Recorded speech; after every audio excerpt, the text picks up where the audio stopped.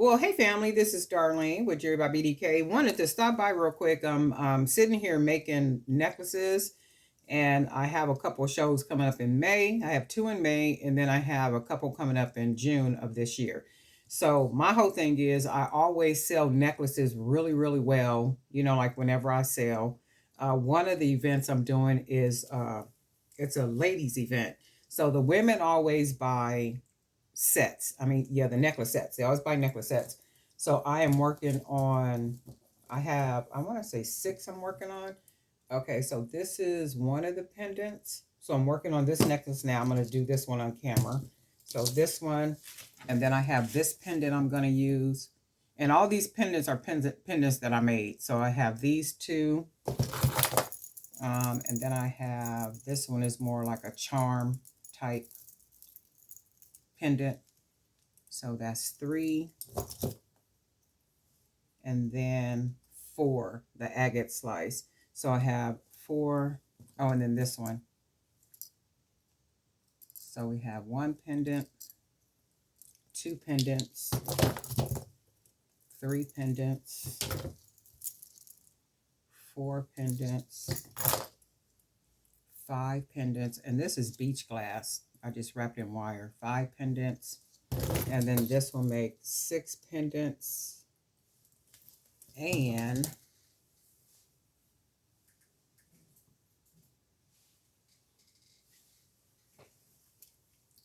seven, and then eight. So I have eight pendants that are going to end up being necklaces. These are some of the beads that I painted. So I'm going to use these on with one of these pendants, match with something. But in the meantime, these are some of the other beads that I painted. And I was going for like a kind of splattered look with the beads. So they came out exactly like what I wanted. I was surprised, but they came out really good. And I already had these little polka dot beads. So what I did is I put a satin varnish on them. So I did those, and then I did some of the yellow and black, and then pink and black. What else did I do? Oh, and then I did these two. I tried to make these a little bit more paintish with splats and stuff. So they came out really good. I like them. And I covered them all in that satin varnish. When I first started painting the beads, I got the inspiration to paint beads by Miss Rita. Miss Rita Watson paint beads and does a beautiful job at it. So I kind of got the idea from her to start painting beads, right? So when I first started painting the beads, I was putting the Mod Podge on them, but the Mod Podge was sticky. So I found did a little research, and then found out I could use what's called that satin varnish. So that satin varnish is perfect, light little simple glossy coat. So it works well for me. So what I'm gonna do now, I'm gonna go ahead and start beading. Also, I use 18 gauge wire, as you guys know, for my necklaces. What I'm doing, because I have so much of this wire, the color wire left, I have a lot of color wire left. So what I'm going to do, I have a bunch of it right here. So with this one, this is so close to gold that I'm going to use, it's supposed to be 18 gauge, but it's not. It's thinner, of course, because it's the color wire, and it's not copper wire. I think it's alloy, but it's not, as thick as this, but I can tell that it'll work. And what I did is I tested it like this, just did a nice little wrapping to see how sturdy it would feel.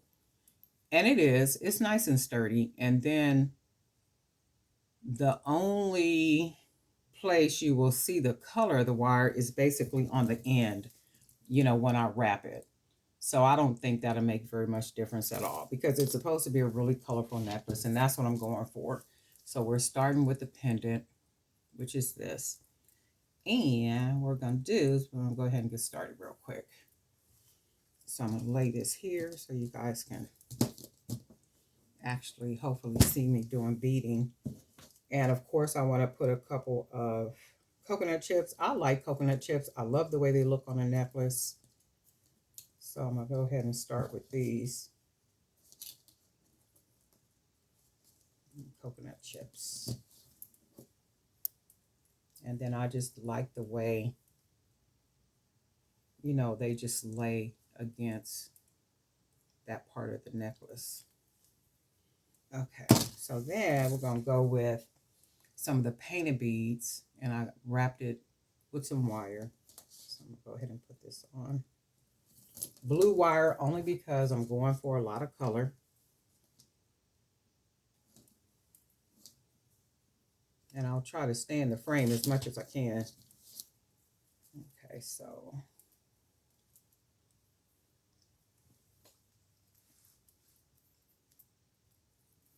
I already like that, you know, just with the color, and it's just very different.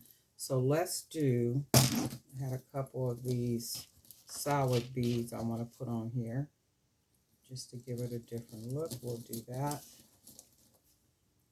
We'll add this. And then I'm going to go ahead and just start beading with these painted beads. 1, 2. And then we'll use our polka dot beads. Polka dots.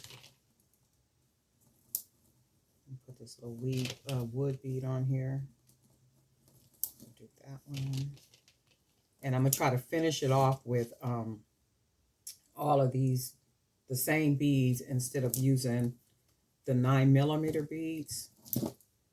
I want it to be just with the painted beads. All the same size beads. So that's the look we got so far. And then I'm looking at it and I'm wondering if I want to do it with those Sowick beads on there before I close it off. I like it. It looks different. So let's finish getting it beaded up. So let's do polka dot. And we'll add another polka dot. We'll go with our paint splatter.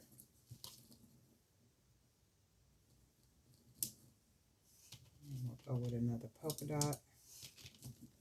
And see, that's the thing. It don't take nothing to put the necklaces together. It's the preparation.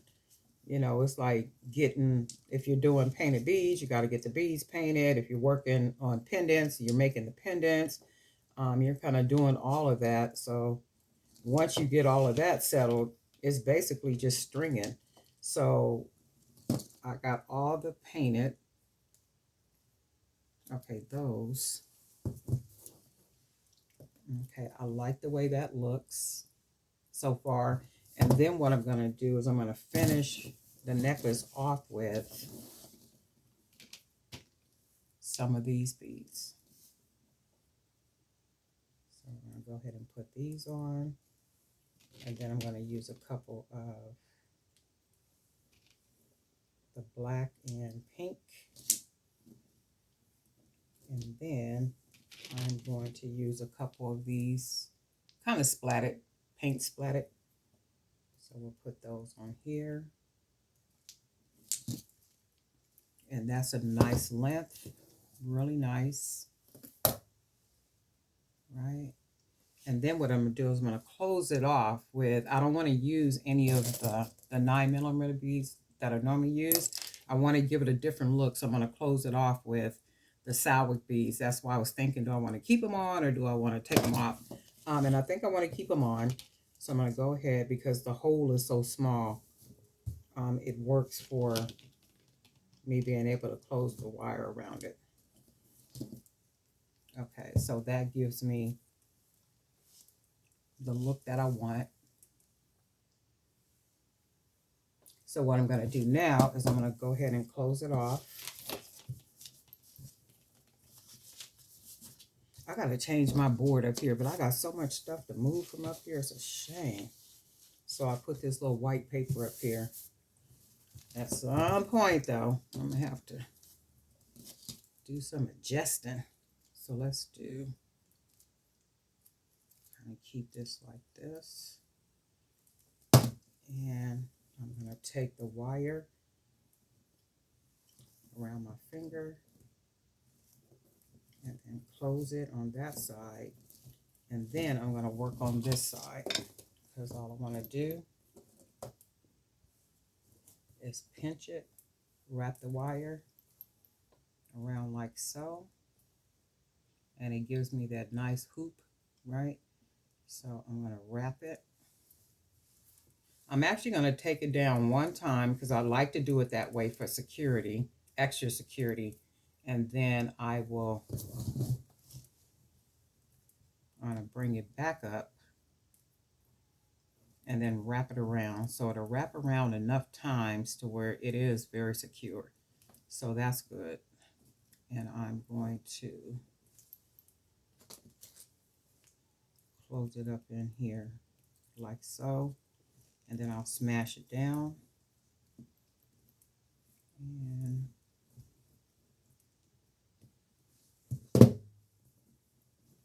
okay, so we got that side. And then I'm going to do this side.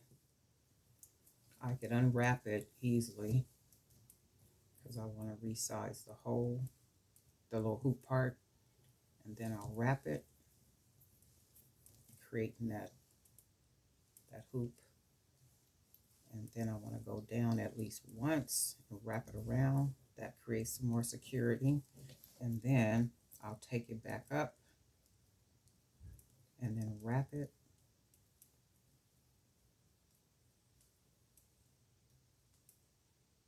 And I'm going to have to clip this just a little bit because I want to close it in the,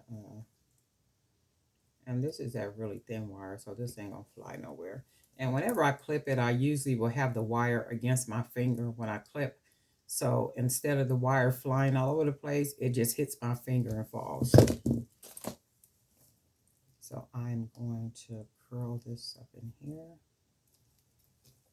And then we'll push it down in that little opening part.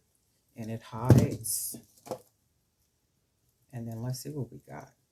And it's nice and sturdy. So what I'm going to do with this piece, I'm going to wear this piece a couple of times. I'm going to actually keep it for myself. And the reason why I'm going to do that and wear it a couple of times, I have a couple of events coming up. So I'm going to wear this myself because I want to see how the wire stands, how it holds up. And I'm thinking it will. I mean, it should do well because it feels secure. It doesn't feel, flimsy. It doesn't feel loose. It doesn't feel like it'll fall apart. And then that's the whole thing. And you already know, if you're charging any amount of money, you want things to be secure. And I might just bounce back, take it a loose, and do it with the 18 gauge wire that I normally do. Because the whole thing is, if it ain't broke, don't try to fix it if it ain't broke. So let's see. All right, so we did that. And I did already make a cute little pair of earrings, just some little dainties. So we have these. And I'm going to put this on here. And let's see what we get. This is pretty. I like this. Let's do...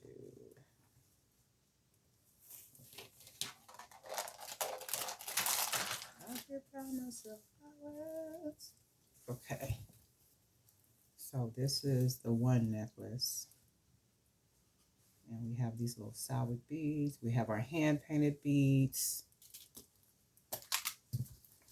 and then we have our pendant that we made using those natural stones and the 18 gauge wires, some coconut chips. And then we have our little coconut chips here. We got our hand painted beads, that Salwag bead, Salwag, S-A-L-W-A-G, that little bead, which is a nut of some kind. So we got that. We got hand painted beads. And then we did our little natural stone earrings for this. And see, anytime it's like a lot of, my table is just full of necklace sets like this. And there is nothing more amazing than when people are at your table and they're just like, oh my God, I don't know which one to pick. I don't know which one to pick. So in that case, when I hear people say that, I'll say, okay, well, with the necklace sets, I'll give you 2 for pop, pop, pop, right? So if I'm selling necklace sets for 125, 140, just depends on how much work went into it, how expensive, the beads or supplies word that I used, that will determine the price. So if people are like, oh my God, I don't know which one, oh my God, I just don't know which one to get. Okay. And I'll give them some type of deal. Okay, well, I'll give you two. And I always pay attention to what they're looking at. So if they gravitate to a piece and they're looking at it, but then they go away from it and they see something else and they're looking at that. And many times what people will do is when they're really, really interested in it, they'll hold it in their hand, or what they'll do is they'll stand by it while they're looking at everything else. That's like an indicator. Chances are they want it or they like it so much they're trying to decide if they're going to buy it or not. So for me, when they're doing that, I would say, that one, you seem to be really drawn to that piece. Let me put it to the side for you. And if while you're looking, and then once you decide to buy it, it'll be sitting right here for you. Once you decide to buy it, it'll be sitting right here for you. So I just basically planted a seed. Once you decide to buy it, it'll be sitting right here for you. So that's like me taking it to the side and sitting it to the side for you without you even asking me, because I'm knowing that you are absolutely positively interested in it, right? While you're looking, because you're just standing there at that piece, or they'll hold it, or there's something to where they'll, almost like an ownership to the piece. And I notice stuff like that, like with people. So with that piece, that's one. Okay, your little target. Okay, got that one for her, right? So now she's looking, and she's looking at more stuff and something else. And if she pick it up and she really looks at it, to me, that's another indicator that's something she's really absolutely interested in, right? So as she's looking and she's doing whatever, and she say, okay, well, you know what? Oh my God, I don't know which one to get. I'll go ahead and get this one. So my whole thing is, I'll say, I saw that you were also interested in that one. Let's do this. I'll give you both necklace sets for bop, bop, bop. Oh my God, really? Yes, bop, bop, bop. Right? So I end up selling two necklaces and two necklace sets instead of one. So those are just like, a couple of tricks I'll be using and stuff. But you have to really pay attention to people. It's almost like if you've ever done, if you've ever worked with clients, and whenever you work with clients, you have to listen to them. So like in my job, I have to assess people all the time, right? So assessing them means listening to them, because at some point on the back end, I'm going to provide them with some type of resources, or I'm going to be like sending out referrals and different things to different agencies, programs, and things like such. So I have to really listen to people in the very beginning. Okay. That's like sales. That's like when you're out and you're selling and you're doing what it is that you're doing. You have to really pay attention to people. And I've noticed a lot, people are very possessive of their pieces. Whenever you're just sitting at the table, you're not talking to people, you're like nothing. Even your energy is off. Your energy does not convey to me that you even want to be here. Right? So there's a certain type of energy, there's a certain type of release that you have to have with your items too. You can't be attached to them so much that you don't want to sell them. And people can pick up on that. It's like, she ain't trying to make no money. She just got her stuff on display, that type of thing. And that's not what you want. You want it very open for people. You want to be open to people. You want to be having conversation. You want to pay attention to the way they're dressed, when they come to your table. You want to pay attention to what they're touching on. You want to pay attention to where their attention is the most. And I use that a lot when I'm out selling. So with me, it makes me be able to sell a lot more. And that's like I said, with the women and these necklace sets, see, they go crazy for this stuff because it's so different. It's very unique. They're not finding stuff like this anywhere. And I try to do everything in my power to make sure that my pieces do not look like everybody else's pieces. I mean, I put effort, into doing that. So when I do these shows on May and June, I'm going to have some stuff for them. I'm going to have some beautiful pieces for them. Okay. I just can't wait. But anyway, this is what I came up with. And I still have, and I was in the, my little storage part right here. And what else did I find? I found another bag of wood beads. So I'm going to be painting some more beads. Probably do some solid colors and, whatever, something I could do with these beads. I don't know. I'm just doing stuff with them. And if they come out right, they come out right. I don't want to do everyone polka dot, so I'm not going to do them all in polka dot. I'm going to try not to. And I'll try not to do everything in the splash, but I'm trying to do, different stuff, even like with the two tones and whatever I can do. But anyway, this is the piece for today with the hand painted beads that I did, in addition to the pendant. So the pendant and all these pendants are pendants that I have made. So that's that one, this one, and we got a lot of pendants. So all these pendants basically just mean that I'm getting ready to make, make more necklace sets. So that's what I'm doing now. 1, 2, 3, 4, 5, 6, 7. So I have 7 more necklaces to put together. I'm gonna try to get them all done today. This is really pretty, really, really pretty. What you guys think about this? Let me know. Thank you too to all the new subscribers. We have a lot of new subscribers. And all the very positive comments about the talent, the creativeness for my pieces, and all that good stuff. And people kind of say that a lot too, that your channel is very different. It's not like any of the other channels that I watch.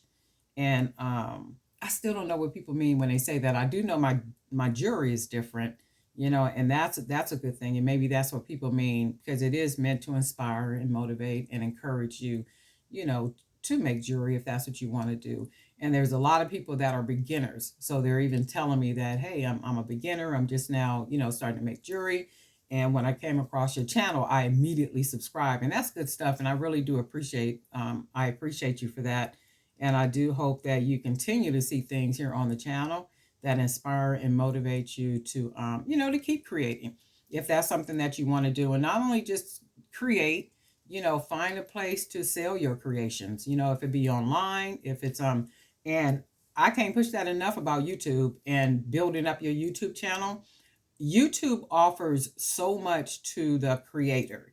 It's like literally this space where you can build up your business, right? Like literally just build it, build it, build it, build it.